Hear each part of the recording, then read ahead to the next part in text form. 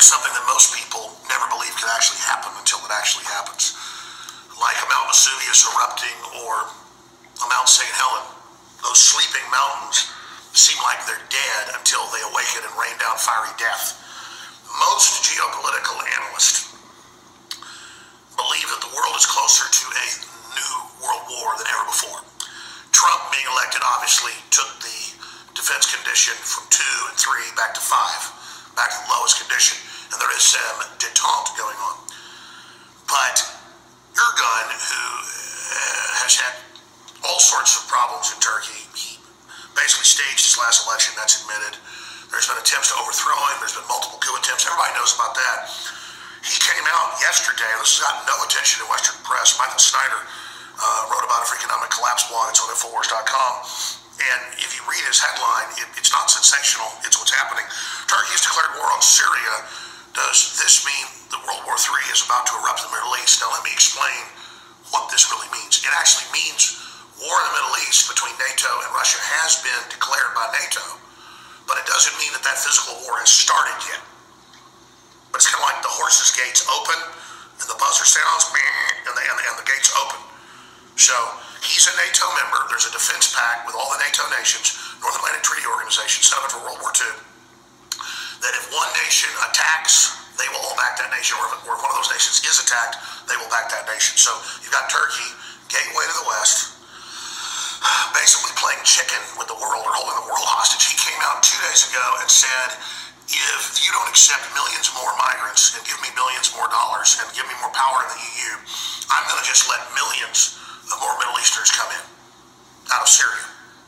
All the folks from the Middle East that basically invaded that country, part of the 5-year-old Arab Spring that our government's financed openly.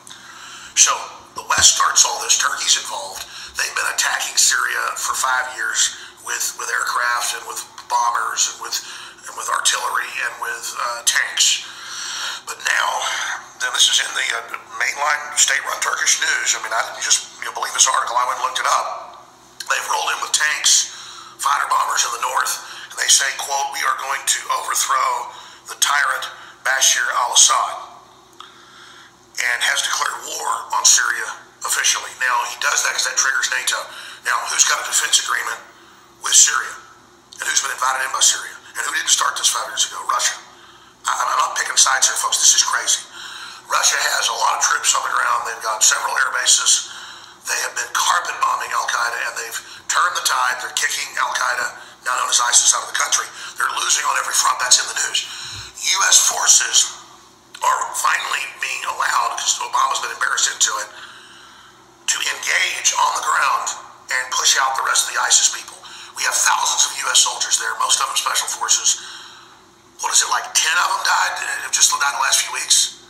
I mean, it was like 6 in 1 week. I mean, this is a major war.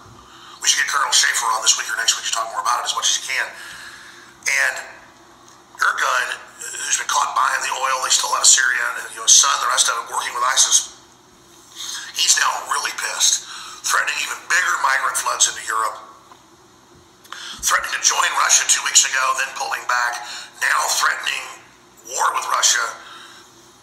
A state of war between NATO and Russia has basically been declared. If you look at the treaties, and that's exactly how the London Independent and others a few months ago said that this could lead to World War III and is the biggest tinderbox in the world, if they use the example Turkey was to get another plane shot down and then respond, or if Turkey was to invade, and then the Russians have to back up these Syrians, which they've said they'll do. And again, I go back to this. I wouldn't be saying do this if Syria was run by bad people, because it's their own nation. I don't want to start World War III. We're not an empire. We're not supposed to be, even though Karl Rove says we are. And we're quote history's actors. Okay, we're history's actors backing radical jihadis out of Saudi Arabia, taking over Africa and the Middle East, and menacing Russia. This is totally immoral. And the West started all this. And when they're Somalis and Syrians and others stab people at grocery stores and shopping malls, colleges, we're told they're not jihadis, and don't say that or you're a racist. It's all about breaking our will and conditioning us to put up with anything. So here's your real headline. NATO is now in a declared war with Russia. It's worse than Turkey has declared war on Syria. Because when Turkey Turkey declares war on Syria, that activates the defense packs above. That's a fact. Now, the New York Times will call that fake news. The same ones that lied us into war with Iraq when it was Saudi Arabia, bare minimum, hit us on 9/11. The same ones that told us, that Hillary, we had a 97% chance of winning. No. The main analysts agree that this is now a state of war. Okay? And that it would be this type of event that could trigger it at any time. So let's get some attention on this. Let's get this covered in the news. Call your newspapers, folks. Call your TV stations, your congressmen and women, and say, do your job. Pull Turkey back from this. We've got nuclear weapons, by the way, in Turkey at 2 different air bases, and we've given them so many weapons. They've got one of the largest militaries. I know they're in the top 10, folks. I mean, they're big. And they are the former center of the Ottoman Empire. Turks will fight. God, look at World War I. This is a serious situation. Wish we would have kept Turkey Christian. Constantinople, but the religion of peace took it over. We're not migrating and taking over their countries, they're taking over our countries. And we're paying for it for over 1,000 years.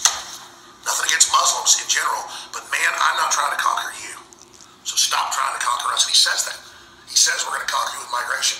Go read the article, it's on Infowars.com, and also hit your knees and pray to God that we continue to have detente and push back from what is the brink of a chain reaction that could lead to a wider worldwide war. Because the Russians hit back, NATO hits back, and then it goes from unconventional, asymmetrical warfare to conventional warfare, and then it goes to nuclear warfare.